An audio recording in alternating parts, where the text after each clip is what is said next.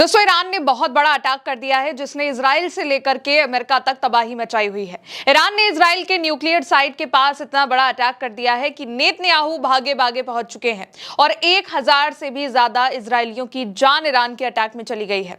और इस अटैक के बाद भी ईरान रुकने वाला नहीं है दोस्तों। उसने दुनिया के सामने एक बहुत बड़ी, खासकर डोनाल्ड ट्रंप के सामने अपनी बात रख दी है और चेतावनी दे दी है कि अब वो ऐसा अटैक करेगा कि इजराइल, अमेरिका और पूरे मिडिल ईस्ट को उससे भिड़ने का खामियाजा भुगतना पड़ेगा। ईरान ऐसा अटैक करेगा कि मिडिल ईस्ट में अंधेरा छा जाएगा, ब्लैकआउट हो जाएगा। और इसके बाद ट्रंप सोच में पड़ गए हैं कि उन पर प्रेशर बढ़ता जा रहा है क्योंकि मिडिल ईस्ट के देश एक हो चुके हैं और उन्होंने ट्रंप से यह कह दिया है कि अब वो ईरान पर ऐसा कोई भी अटैक नहीं करे।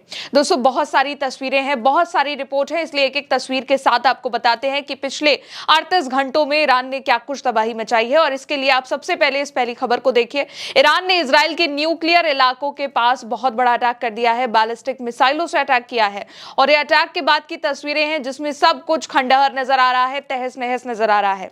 अटैक अब और भी ज्यादा ईरान ने तेज कर दिए हैं दोस्तों। इजराइल के डिमोना पर Shimon Peres Negev nuclear research centre, जहां न्यूक्लियर रिएक्टर है, उसके बहुत ही करीब ईरान ने अपनी मिसाइलों की बारिश कर दी है। और ईरान ने यह दावा किया है कि न्यूक्लियर साइट को टारगेट किया गया था, लेकिन इजराइल यानी IAEA ने यह भी कंफर्म करा है कि न्यूक्लियर फैसिलिटी को कोई डायरेक्ट डैमेज नहीं हुआ है। लेकिन इसके अलावा डिमोना से करीब 35 किलोमीटर उत्तर में रेसिडेंशियल एरिया और मिलिट्री बेस के पास भी अटैक हुआ है, जो कि अराद में हुआ है और ये भी इजराइल की न्यूक्लियर साइट है। इसके बाद नेतन्याहू को यहां पहुंचना पड़ गया है देखने, क्योंकि अटैक इजराइल का सबसे बड़ा नुकसान है और बहुत बड़ा झटका है, क्योंकि ईरान को धमकी दी जा रही थी लेकिन ईरान ने उल्टा ऐसा अटैक किया है कि नेतन्याहू की नींदें उड़ चुकी हैं और अब उसने सीधे सीधे इजराइल के न्यूक्लियर साइट्स के पास के इलाकों को टारगेट करना शुरू कर दिया है। और कहा यह भी जा रहा है कि बहुत जल्द ईरान न्यूक्लियर साइट्स पर भी अटैक कर सकता है।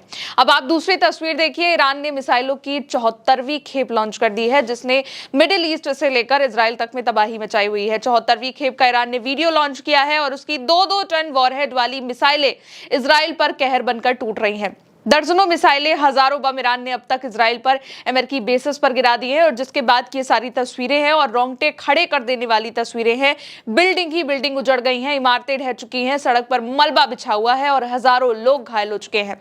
इस युद्ध का स्तर ईरान ने अब और भी ज्यादा बढ़ा कर दिया है और ये वाकई दुनिया के लिए भी हैरान करने वाला है, क्योंकि ईरान एक साथ इतने ज्यादा हमले कर रहा है कि संभलना मुश्किल हो गया है। अब तीसरी खबर देखिए दोस्तों। ईरान के हमले में 1000 से भी ज्यादा इजरायलियों की मौत हो चुकी है। तेहरान टाइम के हवाले से खबर है।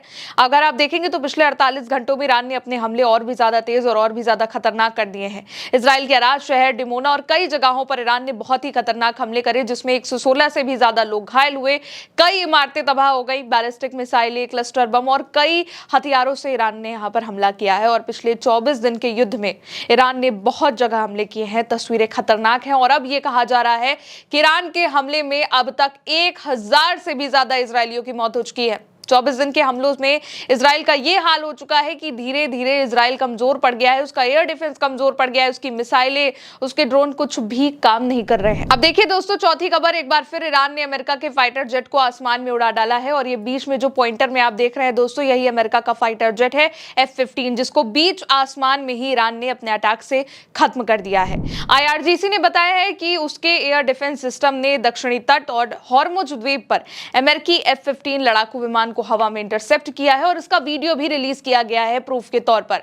सरफेस टू एयर मिसाइल से जेट को टारगेट किया गया है, यानी कि जमीन से आसमान तक, और फिर इसके बाद अमेरिकी फाइटर जेट को मार गिराया है। लेकिन यूएस सेंट्रल कमांड ये कह रहा है कि ऐसा नहीं हुआ है, जबकि वीडियो में साफ दिख रहा है कि कैसे अमेरिका के इस फाइटर जेट को चंद मिनटों में ईरान धुआं कर देता है।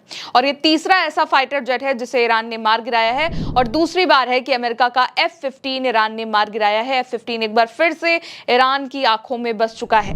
अगली खबर दोस्तों और भी ज्यादा खतरनाक है, क्योंकि ईरान बहुत ही बड़ा अटैक करने वाला है और इस अटैक से पहले ही ट्रंप पर प्रेशर बन चुका है।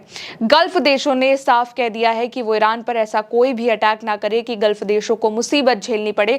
और ट्रंप पर इसके बाद प्रेशर इतना ज्यादा बढ़ चुका है कि ट्रंप को सोचना पड़ रहा है दोस्तों, ट्रंप ने ईरान को धमकी दी थी कि वो उसके पावर प्लांट पर अटैक करेंगे, लेकिन इसी के बाद ईरान ने भी ये कह दिया है कि वो फिर मिडिल ईस्ट के जितने भी पावर प्लांट, एनर्जी प्लांट है, उसको चुन चुनकर तबाह करेगा। और उसके बाद मिडिल ईस्ट ने ट्रंप पर प्रेशर बनाना शुरू कर दिया है कि ट्रंप ऐसा कुछ भी नहीं करेंगे। छठी खबर देखिए दोस्तों अब आप, Trump you are fired.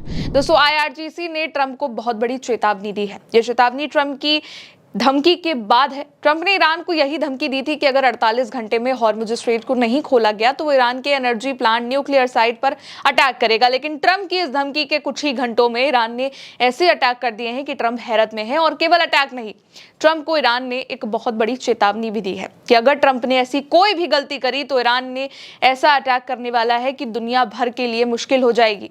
Iran ने साफ कह दिया है कि अगर उसके एनर्जी फैसिलिटीज, पावर प्लांट पर अटैक किया गया तो पूरे मिडिल ईस्ट एनर्जी और संबंधित इंफ्रास्ट्रक्चर पर बड़े हमले होंगे। सभी इंफ्रास्ट्रक्चर, इंफॉर्मेशन टेक्नोलॉजी और वाटर डिसलिनेशन प्लांट्स को टारगेट किया जाएगा। यूएस बेस वाले जैसे देश जैसे कि कुवैत हो गया, यूएई हो गया, सऊदी अरब हो गया, बहरीन हो गया, कतर हो गया, जॉर्डन हो गया, यहाँ जितने भी एनर्जी फैसिलिटीज हैं उस पर लॉफुल टारगेट्स होगा, यानी कि उस पर पूरा अटैक किया जाएगा और पूरे गल्फ में ईरान ब्लैकआउट कर देगा। और इसका मैप भी दोस्तों है कि अगर ईरान ऐसा अटैक करता है तो गल्फ के वो कौन कौन से एरिया को वो कवर करेगा। और ध्यान देंगे तो इसमें ऐसे ऐसे एनर्जी प्लांट्स हैं जिन पर ईरान ने अगर अटैक कर दिया तो सब कुछ तहस नहस हो जाएगा और मुसीबत और बढ़ जाएगी। और ईरान के राष्ट्रपति मसूद पेज़ेश्कियान का भी एक मैसेज आपको आखिरी में दिखा देते हैं जो बाकी देशों के लिए है। उन्होंने ईरान की ऊर्जा इंफ्रास्ट्रक्चर पर हमलों की पहले निंदा करी कि ऐसे आक्रामक कदम अमेरिका ज़ियोनिस्ट दुश्मन को कुछ नहीं देंगे। साथ ही धमकियों को पागलपन भी बताया और कहा कि ईरान युद्ध क्षेत्र पर मजबूती से मुकाबला करेगा और स्ट्रेट ऑफ हॉर्मुज को सभी के लिए खुला गया है, लेकिन ईरान की जमीन का उल्लंघन करने वालों के लिए नहीं है। यानी कि दोस्तों, ईरान ने साफ कर दिया है कि उसका अटैक अब कहीं से भी रुकने वाला नहीं है। वो अमेरिका और इजराइल को कहीं से भी बख्शेगा नहीं। और जितने भी देश अमेरिका की मदद कर रहे हैं, इजराइल की मदद कर रहे हैं उस पर अटैक करने के लिए, मिडिल ईस्ट में जितने भी ये देश आ रहे हैं जहां से जिनके बेसिस से अमेरिका अटैक कर रहा है, चाहे वो कतर हो गया, चाहे वो यूएई हो गया, चाहे वो सऊदी हो गया, यहां पर भी ईरान लगातार अटैक करेगा। और उसने ये भी साफ कर दिया है कि स्ट्रेट ऑफ हॉर्मुज सिर्फ उन्हीं देशों के लिए बंद किया गया है, सिर्फ वहां पर उन लोगों को ही नहीं जाने दिया जा रहा है जो अमेरिका के साथ हैं और इजराइल के साथ हैं। यानी कि जिन देशों के एयरबेसिस से ईरान पर अटैक किया जा रहा है, केवल उन्हीं देशों के लिए हॉर्मुज को बंद किया गया है और बाकी देशों के लिए, बाकी लोगों के लिए हॉर्मुज खुला है। और यही मसूद पेज़ेश्कियान का ये मैसेज था जो उन्होंने दिया है। और लगातार ट्रंप कितनी भी धमकी दे दे, लेकिन इस धमकी के बाद ईरान और भी ज्यादा आक्रामक तौर पर अटैक कर रहा है। फिलहाल ये तमाम बड़े अपडेट्स जो मैंने आप तक पहुंचाए, हमारे चैनल पर आपको और भी डिटेल अपडेट के साथ वीडियो मिल जाएंगे। फिलहाल मेरे साथ इस रिपोर्ट में इतना ही। मेरा नाम है गौरी वर्मा। आप देखते रहिए उल्टा चश्मा यूसी। शुक्रिया।